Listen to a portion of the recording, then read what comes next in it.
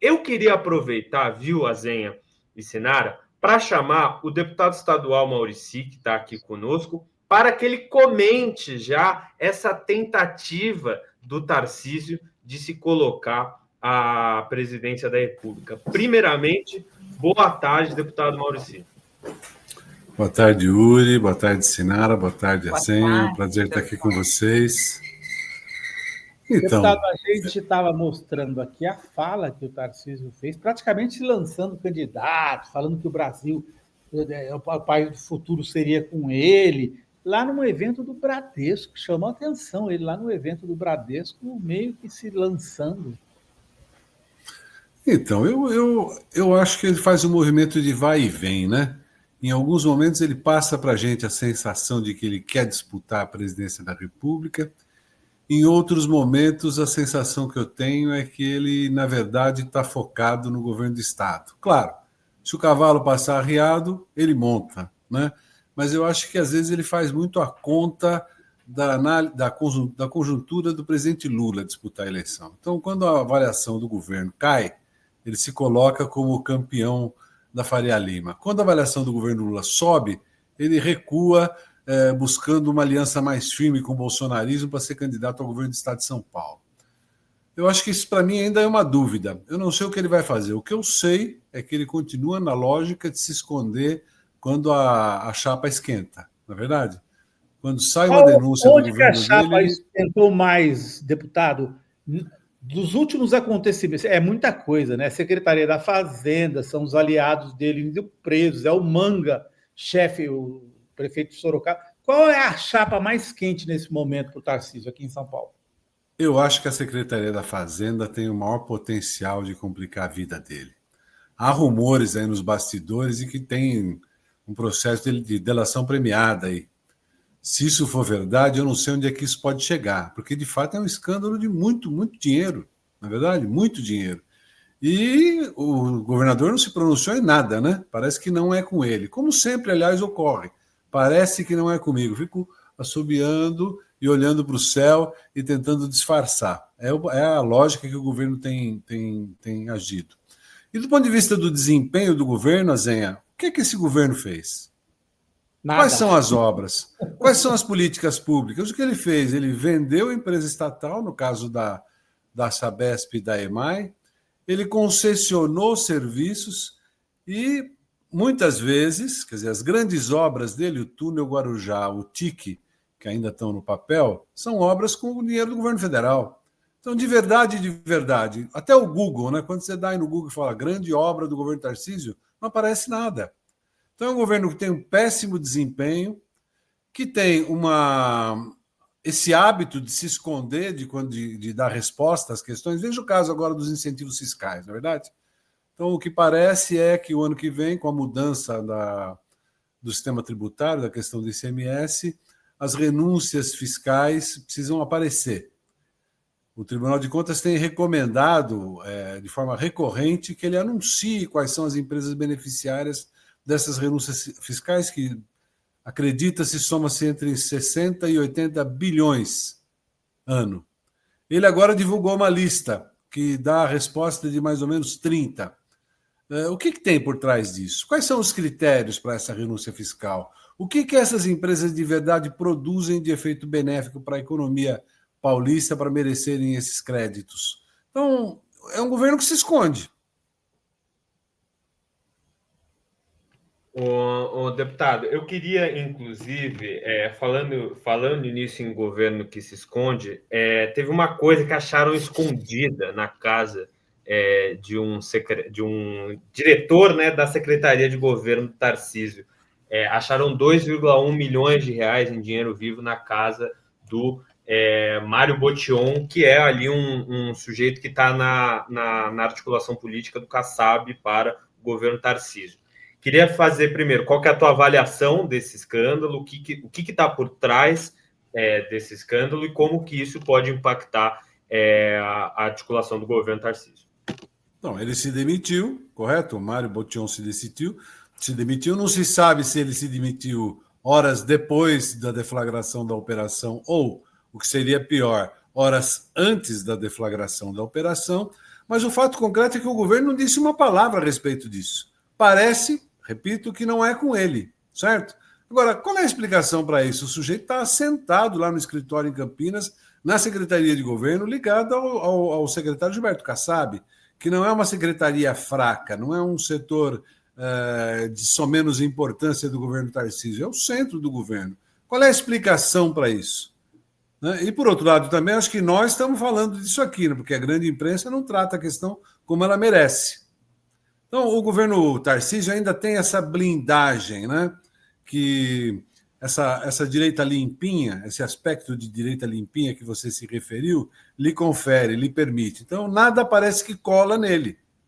Embora tenha um governo ruim, tenha um governo inoperante, tenha um governo que terceiriza, que vende. Veja, se me permita voltar ao caso da Sabesp agora. A Sabesp, você sabe, né, sempre parcelou dívida de consumidor. Então o sujeito estava devendo, não conseguia pagar, ela parcelava a dívida. Agora ela não faz mais isso. Agora ela parcela desde que o sujeito parcele no cartão de crédito. Ou seja, virou mercadoria pura e simplesmente. O que era um direito de abastecimento e de saneamento virou mercadoria. É isso, é dessa maneira que o governo Tarcísio vem operando, transformando tudo em mercado, né? O Deus mercado. E isso lhe confere esse aspecto limpinho. É o que o mercado deseja, é o que a Faria Lima deseja, é o que o liberalismo deseja. Né? Recorreu ao Bolsonaro a sua face mais grotesca num certo período, mas hoje, de alguma maneira, quer se livrar disso. Né? E eu acho que isso é um pouco essa oscilação do Tarcísio, ora querendo estar mais perto do bolsonarismo, isso me leva à ideia de que ele quer fechar o espaço para que não haja uma aventura à direita dele para disputar o governo do Estado de São Paulo, e ora se distanciando do bolsonarismo para poder disputar a presidência da República. Deputado, a gente estava debatendo aqui sobre o uso da segurança pública em 2026 na campanha. O que o PT pode fazer para contrabalançar isso, né? Na sua opinião, você acha que o PT tem condições de rebater as acusações que virão de ligação com crime organizado, como eles fazem em toda eleição? Eles entram no discurso fácil, né? Que é o discurso que passa bem na cabeça das pessoas, principalmente do povo mais humilde, que é o da vingança, né? Quero me vingar do bandido, eu quero me vingar do assaltante. Então, o bandido bom e o bandido morto é uma linguagem que entra bem no imaginário das pessoas. O que nós temos que dizer, e procurar maneiras de fazer isso mais claramente, é que o governo, de verdade, não combate o governo estadual, os governos estaduais, a quem compete isso hoje, porque o governo federal não tem os instrumentos suficientes e, quando busca ter a bancada da bala, a bancada dos governos estaduais é a primeira a tentar evitar que isso aconteça. Veja agora essa associação entre o presidente Mota e o deputado secretário Derrite para desmontar a proposta de política pública do governo federal para isso. Mas, ainda voltando para o Tarcísio nesse tema, Sinara, o que o Tarcísio fez na Secretaria no orçamento do Estado foi diminuir o recurso destinado ao combate ao crime organizado. Exato. Foi inibir a utilização, tentar proibir ou tentar acabar com a utilização das câmeras corporais. O governo Tarcísio é tão inoperante na área de segurança pública que roubo de celular é a coisa mais comum em São Paulo hoje. O aumento do feminicídio ocorre de forma avassaladora. Os crimes contra a infância acontecem também de forma avassaladora. Enfim, a criminalidade campeia em São Paulo, no principal estado da União. E o governo Tarcísio repete o discurso de que o bandido bom é bandido morto. Só isso. O que nós precisamos fazer, Sinara? Nós precisamos acertar uma política pública. Nós precisamos pressionar o governo federal a permitir que o governo... Nós precisamos pressionar o Congresso Nacional a permitir que o governo federal possa entrar de sola, digamos assim, no combate ao crime organizado, que é o que deve competir à Polícia Federal. E ajustar as nossas narrativas, né?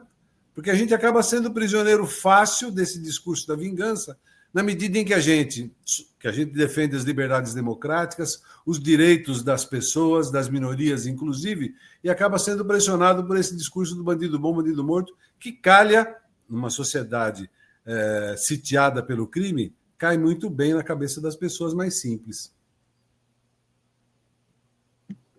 Tá mutado, Azenha. Mais cedo o senhor falou da delação que o senhor tem ouvido a confirmação de que pode acontecer, né? A gente já tinha ouvido falar disso, a delação do Arthur Gomes da Silva Neto, que era o auditor fiscal, que foi o alvo principal daquela operação, né? Ele é suspeito de ter recebido 1 bilhão da Ultra Farm, da Fast Shop. É dele que o senhor está falando ou é um outro delator?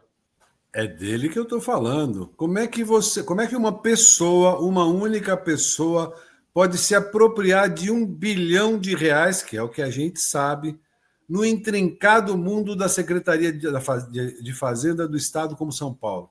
Isso não é possível agir isoladamente para chegar nisso. O que nos leva a crer que o universo de recursos é muito maior e que a teia de implicados nessa operação, ou nessa sequência de operações, é muito maior e atinge tanto os funcionários da casa quanto as suas chefias, porque é impossível que isso aconteça de forma a que ninguém perceba. Você não acha, Zenha? Então, eu acho que, se você pressionar, e aí a importância da Polícia Federal em casos como esse, porque os vasos comunicantes entre a Polícia Estadual, o governo do Estado, e até certos setores do Ministério Público e da Justiça podem criar dificuldades para que as coisas venham à tona, né? Mas eu acho que, se você apertar, confessa. E é isso que a gente tem ouvido nos bastidores. Ô, deputado, eu queria te fazer uma pergunta, inclusive mantendo no Tarcísio, que é a seguinte: a gente revelou, né, a revista Fórum revelou, reportagem do Diego Feijó de Abreu, um campeonato de cortes envolvendo o Tarcísio, que pagaria R$50 mil para o vencedor. A ideia é que várias pessoas fizessem cortes de entrevistas, de discursos do Tarcísio, e quem fizesse o corte com mais views receberia R$50 mil. A estratégia replica o modus operandi do Pablo Marçal. E o Pablo Marçal foi condenado, tornado inelegível pela Justiça Eleitoral por abuso de poder econômico por conta dessa prática. E agora a gente está vendo ela sendo replicada com a imagem do Tarcísio, né? Não tem ainda a clareza de quem pagou, quem está pagando o corte. Você acha que o Tarcísio pode se complicar nessa história? Olha, sabe o que eu acho? Eu acho, às vezes eu tenho a sensação que enriquecimento ilícito no Brasil não é crime. Porque as coisas acontecem de uma forma tão descarada. Você está se referindo ao Tarcísio. Mas eu podia apontar o dedo aqui para o Derrite. Como é que é a história dessa mansão que o cara está construindo no interior do estado de São Paulo? Como é que você consegue fazer isso com um salário de secretário, ou de deputado, ou de policial? Então aí vamos para o Tarcísio. Quem é que paga essas contas? A quem interessa esse tipo de movimentação e de onde sai esse recurso? Agora, parece que isso está normalizado, não é verdade? Parece que, enfim... O que aconteceu com o Pablo Marçal? Ele era um elo mais fraco da corrente, né? Agora, o Tarcísio não. O Tarcísio, não sei se ele passa batido nessa história aí. Ao que parece, há grandes chances de passar sem ter que responder por isso. Enquanto não tiver problema na Coca-Cola, eu acho que ele não vai ser incomodado, nem vai se incomodar. Inclusive, eu queria trazer uma informação, assim, o deputado Emídio entrou com uma ação no Ministério Público Eleitoral para tentar investigar essa situação dos cortes do Tarcísio. Pode ir. Essa informação é importante, hein? A gente estava esperando essa informação. Deixa eu, antes de fazer outra pergunta, trazer aqui a colaboração da Rosane Tavares. Tarcísio Derrite, patatiro e patatráfico. Vi isso num perfil e eu acho que está pegando. A Ana Pinto comenta: Tarcísio, eu quero uma coisa diferente para os meus filhos e meus netos. O povo brasileiro não está incluído nessa coisa diferente. Ela está falando da fala do Tarcísio sobre... O deputado, antes de perguntar ao senhor se o senhor acha que o Tarcísio é vulnerável, mesmo se ele disputar aqui em São Paulo o governo, eu queria que o senhor também desse detalhes da questão das isenções fiscais, porque ele deu isenção fiscal de 85 bilhões para empresas devedoras, deputado. Como explicar uma isenção fiscal para a maioria era de empresas que estavam aqui com a corda no pescoço, devendo um monte para o governo? Como explicar isso? Então, na verdade, nós ainda não sabemos quais são todas as empresas, na verdade, Azinha. Ele divulgou uma relação que é uma relação que responde com menos da metade do valor das isenções fiscais. Essa é a melhor pergunta, é a pergunta do milhão. Qual o critério? Que benefícios a empresa que recebe a isenção permite ao Estado? O que ela oferece à sociedade paulista, ao Estado, para merecer esse tipo de isenção? E mais, por que isso tem sido escondido de forma reiterada atrás da ideia do sigilo fiscal?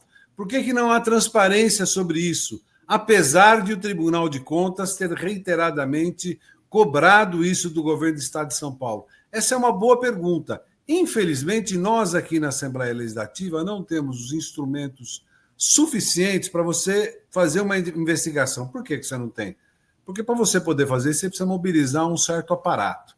Para mobilizar um certo aparato na Assembleia Legislativa, você precisa aprovar uma CPI. E nós sabemos o quão governista é essa casa, que impede que você assuma essa condição de investigação com mais estrutura para isso. O instrumento que nos resta, então, é o Ministério Público. E aí o Yuri acabou de dizer, o deputado Emídio, ele acionou, ele não entrou com uma ação, você aciona o Ministério Público que vai ou não investigar com mais ou menos profundidade a história que você denunciou. Então esse é um problema, o problema das renúncias fiscais. Felizmente, Azenha, ele vem à tona agora com a reforma tributária. A partir do ano que vem ela começa a funcionar. Então, essas coisas vão começar a aparecer. Não por liberalidade do governo, não porque ele esteja atendendo esse princípio da transparência, mas porque uma reforma no sistema tributário e no ICMS vai acabar permitindo que a gente tenha acesso a esse tipo de informação. Deputado, se o Tarcísio sair mesmo para a presidência, não se abre uma oportunidade para o campo progressista em São Paulo? O campo progressista não já tem que estar preparando um candidato para esse momento? Sinara, eu acho que nós poderíamos ter uma chapa competitiva com o ministro Geraldo Alckmin como candidato a governador em São Paulo. Acho que essa chapa seria mais reforçada ainda se a gente pudesse ter, por exemplo, o ministro Haddad como candidato ao Senado. E acho que se a gente conseguisse construir um arco de forças que fosse do PSB, do PDT, até o PSOL e a Rede, passando pela Federação PT, PCdoB, PV, acho que a gente teria tempo de publicidade e capilaridade para poder fazer esse enfrentamento com chance de poder derrotar. Exato. Eu acho até que, dependendo da conjuntura, de como é que ela evolua até o final, e dependendo, inclusive, de quem seja o candidato a presidente, se não for o Tarcísio, nesse campo, nós temos condição de fazer um enfrentamento muito bom com o próprio Tarcísio no governo do Estado.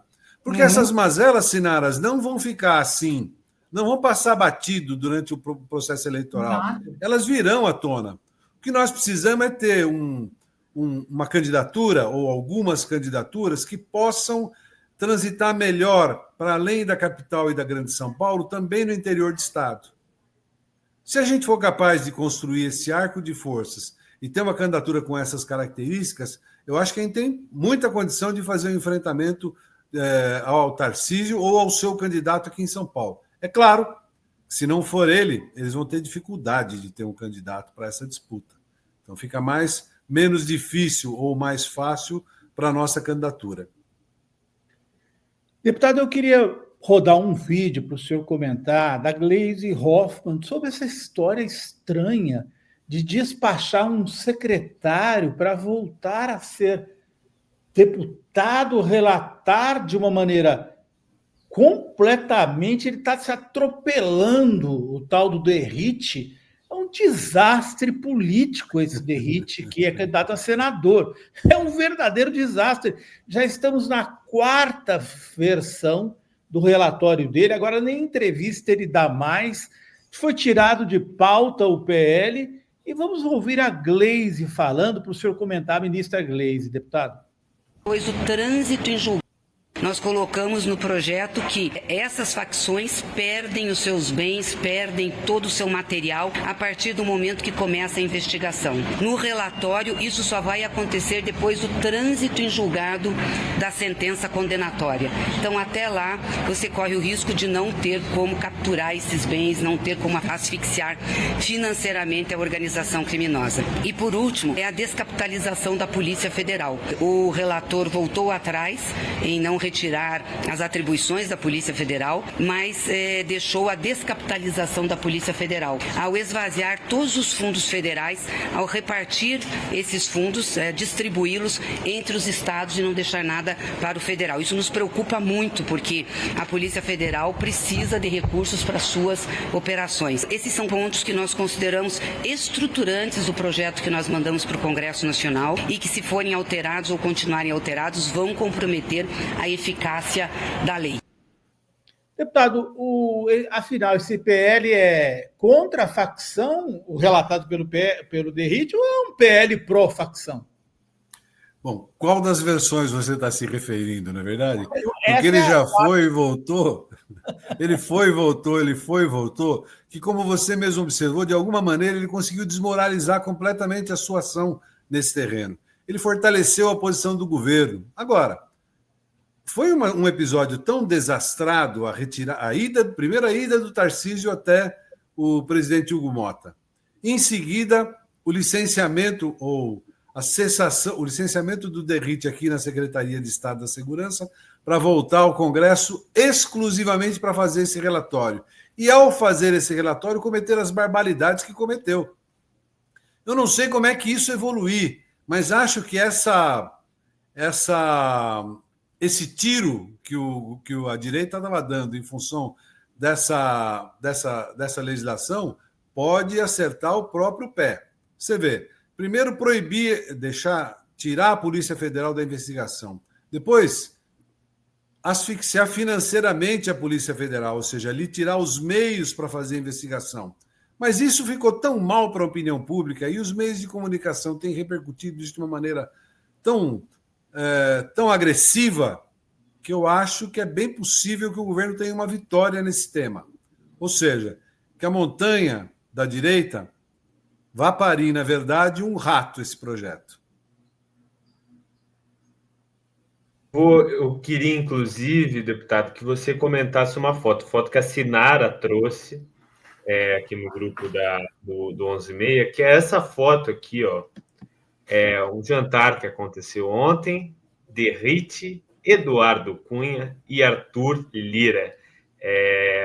Que coisa linda, Sinara! Ai, meu Deus! Não, então, assim, o que a gente desconfiava, que o Eduardo Cunha estava de iminência parda do Mota, do bolsonarismo o tempo todo, se confirma, né, deputado? Olha para isso, gente. E eminência parda mesmo, né? Parda de todas as tinturas, eu diria, Sinara. Mas é impressionante, né? Como as figuras se repetem. Um álbum de figurinha que você vira a página e as figurinhas são as mesmas o tempo todo. Olha esses três aí, não é verdade? Faltou só o Hugo Motta, não é isso? Faltou só o Hugo Motta nessa foto. Como é que você conseguiu isso, Sinara? Me conta. Não fui eu, não. Está na coluna do Guilherme Amado hoje. Ele contou que essas três figuras do bolsonarismo aí foram jantar, tomaram vinhos caros no restaurante aqui de Brasília, português, e o Guilherme não conseguiu descobrir do que falaram, né? Mas, assim, todo mundo comenta aqui em Brasília, viu, deputado, que o Eduardo Cunha despacha no gabinete da filha em Brasília, no Congresso. Ele não sai do Congresso. Então, todos esses tipos de jogadas que vão acontecendo, com profundo conhecimento do regimento da casa, partiriam dele. Impressionante, impressionante. Deputado, eu quero lhe fazer uma pergunta que vem do site, do chat. A Débora Bianchini, ela mora em Maiorca, na Espanha. E ela diz que lá e em muitas outras cidades o transporte público é grátis. E o governo Lula tem este projeto do passe livre. E ela diz, vocês têm que apoiar o Lula nesta política. O senhor acha que dá para conseguir, para implantar uma política federal até antes das eleições, nesse quesito do passe livre? Eu acho que é possível perfeitamente, Azenha, porque nós já temos muitas experiências em muitos municípios no Brasil hoje. São mais de 100. Cada um tem a sua peculiaridade do ponto de vista não só do sistema, mas também da forma de financiamento da tarifa zero ou do passe livre que se conseguiu. Agora, eu tenho 2 ressalvas a respeito dessa questão, Azenha. A primeira ressalva é o seguinte: eu acho que nós precisamos descobrir fontes de financiamento dessa política pública que não seja retirar dinheiro do orçamento público, ou seja, que não seja tirar dinheiro da educação, da saúde ou da assistência social. O meu temor é que o passe livre acabe virando uma bolsa empresário, porque, concretamente, desde a pandemia para cá, os ônibus têm perdido clientela, porque em muitos casos é mais barato, mais simples, mais cômodo um aplicativo, dependendo do número de pessoas, do que um ônibus, certo? Então, é mais tranquilo para o empresário de ônibus receber o subsídio do que disputar passageiro com Uber, moto e bicicleta nas cidades. Então, esse é um temor. Acho que nós temos que inovar, temos que criar novas receitas para isso. E aí, na minha opinião, novas receitas significa penalizar o transporte individual.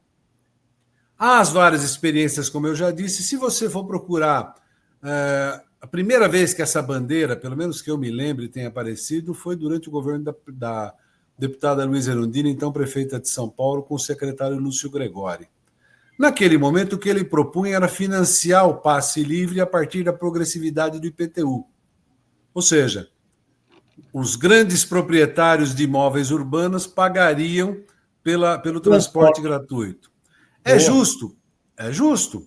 Se você considerar que uma pesquisa da Nova São Paulo diz que aqui na capital paulista mais de 50% das pessoas deixam de frequentar o sistema de saúde por falta de dinheiro para pagar o seu deslocamento, faz todo o sentido. Agora, eu coloco uma outra questão para encerrar essa minha fala, que já está ficando longa. Não basta o passe livre dos ônibus, é preciso a integração dos modais, trem, ônibus, metrô, bicicleta, barco, em especial nas metrópoles, nas regiões conurbadas. E, para isso, eu acho, é necessário uma mudança na Constituição. É preciso se criar uma autoridade metropolitana, porque a mobilidade urbana é da atribuição principal do município. E, numa região como São Paulo, 39 municípios, onde as pessoas se deslocam entre esses municípios como se ele fora um só, não é possível você manter 39 sistemas de transporte que não conversam entre si. O senhor está propondo o que é em Nova York, MTA chama lá, né? Nova York Metropolitan Transit Authority, que cuida de toda a região e aí pode tomar decisões regionais, faz todo sentido. Exato, e você tem um transporte público integrado que emita menos carbono, que torne mais fluido o tráfego e o deslocamento, que seja acessível às pessoas, que permita às pessoas se apropriarem dos espaços públicos todos, quaisquer pessoas, não é? Que diminua o número de acidentes, portanto, tire a sobrecarga do Sistema Único de Saúde, tanto na questão ortopédica, decorrente dos acidentes, quanto das questões pulmonares, decorrente da emissão de carbono. E os ambulatórios psiquiátricos, porque o trânsito é uma loucura, não é verdade? Então, eu acho que a gente pode avançar, mas a gente precisa avançar mais do que eu tenho ouvido falar que se pretende fazer.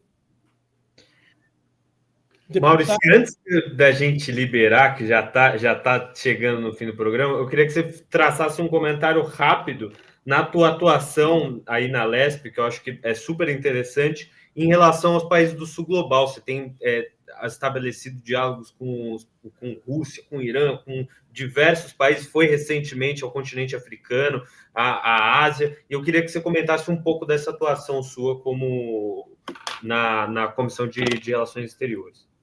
Esses dias, um deputado colega aqui da Assembleia do PL foi nos microfones lá do plenário e disse que eu sou da bancada chinesa, iraniana, palestina, russa, que eu sou da bancada de tudo que não presta. Quem tudo é que ele? financia. Quem falou isso, deputado?